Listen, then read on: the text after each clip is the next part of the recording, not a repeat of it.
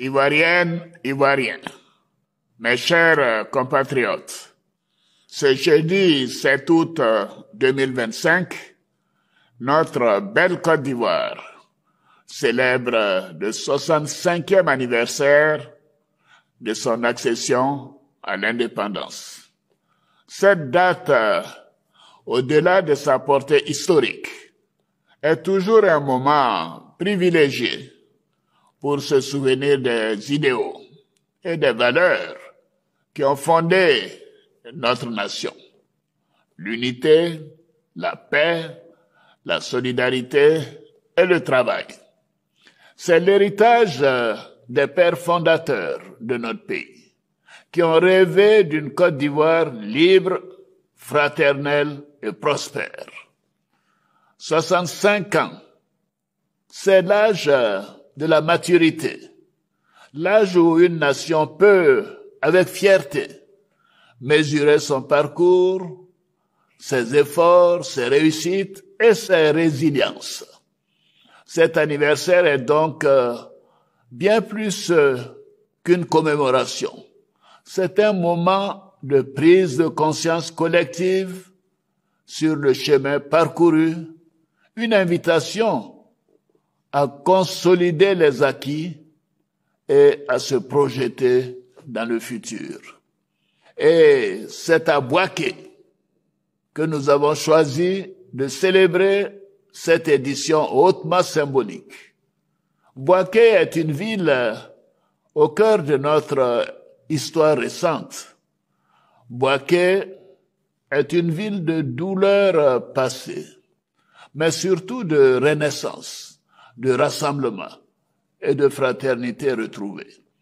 C'est aussi un retour historique, car la dernière fois que Bouaké a accueilli une fête de l'indépendance, c'était en 1964. 61 ans plus tard, en 2025, c'est donc toute la Côte d'Ivoire rassemblée qui revient à Bouaké pour saluer son rôle, sa résilience et ce qu'elle symbolise pour notre nation. Mes chers compatriotes, chaque génération de notre pays a eu à affronter ses propres défis. Pour nous, le défi majeur, après la grave crise que notre pays a traversée, fut de remettre la Côte d'Ivoire sur la voie de la stabilité, de la sécurité, de la paix et du développement. Ce que nous avons accompli ensemble depuis plus d'une décennie n'est pas seulement une série de réformes ou de chiffres, c'est une transformation profonde de l'État, de notre rapport à l'unité nationale et au bien commun. Aujourd'hui, la paix et la sécurité sont une réalité. Le développement est visible, concret et palpable à travers tout le pays. Cela a été rendu possible parce que dès les premiers jours, nous avons fait le choix de nous mettre au travail, d'orienter nos efforts sur la recherche du mieux-être de nos concitoyens. Mes chers compatriotes, le contexte régional et international reste marqué par de grandes incertitudes. Aux menaces sécuritaires dans la sous-région s'ajoutent les défis économiques et monétaires auxquels sont confrontés plusieurs pays d'Afrique et du monde. Face à cela, la Côte d'Ivoire a su faire preuve de résilience grâce à la solidité de nos institutions, à l'unité des filles et des fils de notre pays, à l'engagement continu et au professionnalisme de nos forces de défense et de sécurité. La Côte d'Ivoire est un havre de paix et de stabilité, un pôle de confiance et un modèle de développement. Nous avons su faire les bons choix dans la rigueur et l'anticipation pour rétablir les équilibres macroéconomiques, soutenir l'activité économique et maintenir le cap du développement, tout en garantissant notre souveraineté. Dans nos villes comme dans nos villages, l'eau potable et l'électricité continuent de gagner du terrain. Ce ne sont plus des privilèges, mais des droits que nous consolidons chaque jour. Dans le domaine de l'éducation, les infrastructures scolaires et universitaires augmentent partout dans le pays et se modernisent, tandis que de nouveaux établissements de santé renforcent notre maillage territorial. Les infrastructures routières que nous construisons relient les hommes autant qu'elles ouvrent les marchés. Le développement est une réalité quotidienne et il est partagé par un nombre croissant de nos concitoyens sur toute l'étendue du territoire national. Mes chers compatriotes, en dépit des actions que nous avons menées, je sais que certains de nos compatriotes ressentent encore une pression sur leur pouvoir d'achat.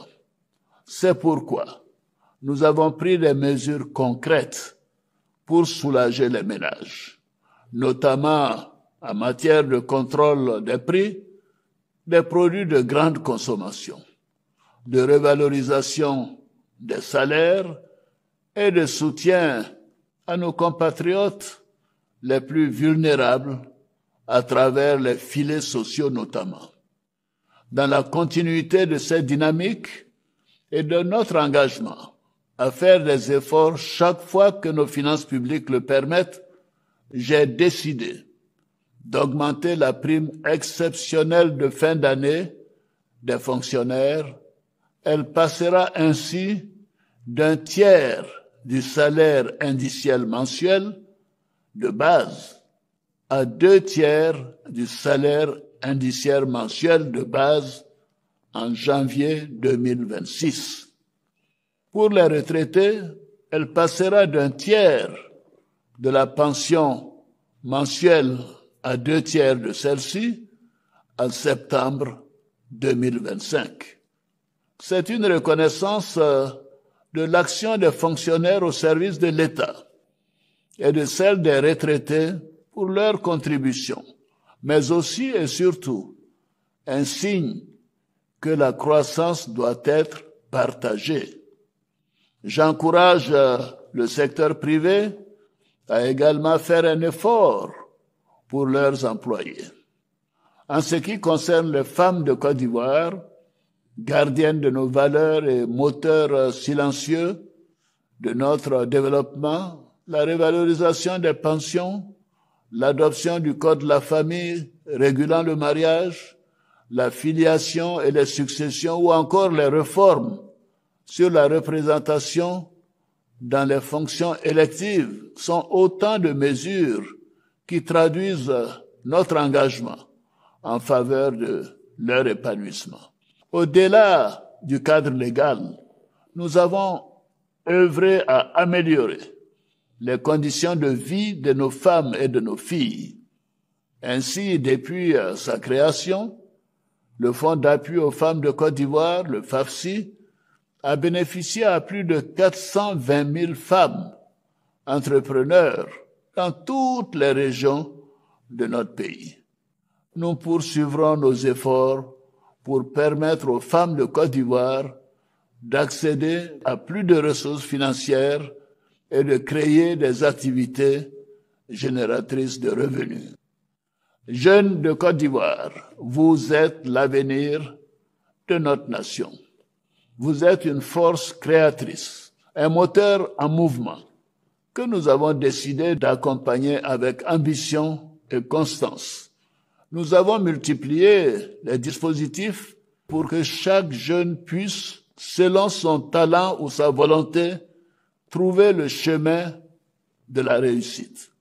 Que ce soit dans l'artisanat, le numérique, l'agriculture, l'innovation ou le volontariat. Grâce au programme jeunesse du gouvernement.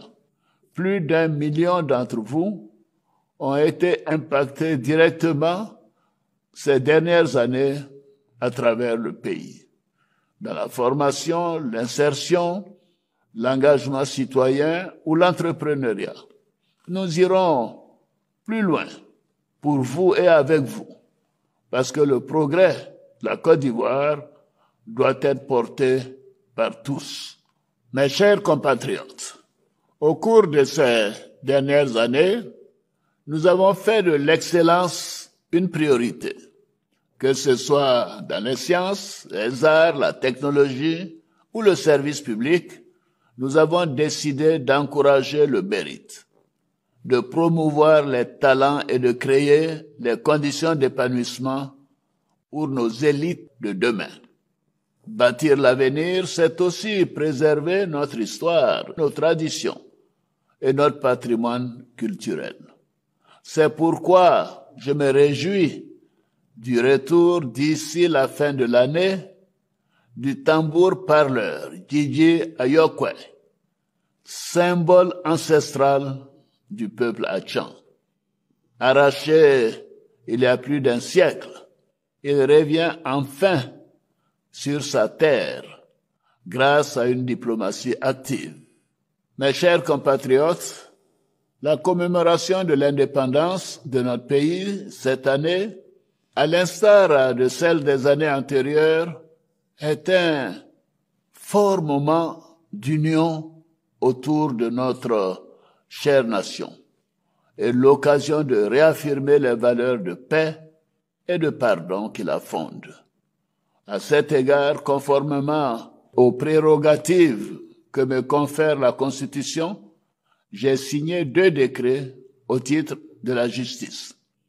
Un décret accordant la grâce présidentielle à 2087 détenus et un décret accordant une remise de peine à 6446 détenus dont le reliquat de la peine est inférieur à 36 mois.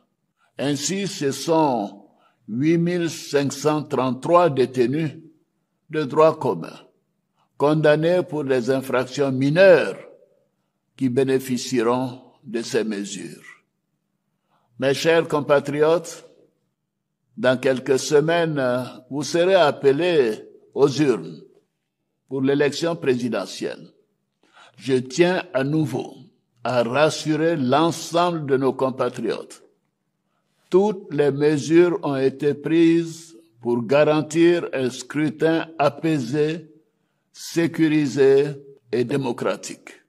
Le droit de vote de chaque Ivoirienne et de chaque Ivoirien sera pleinement respecté dans un esprit de responsabilité et de maturité.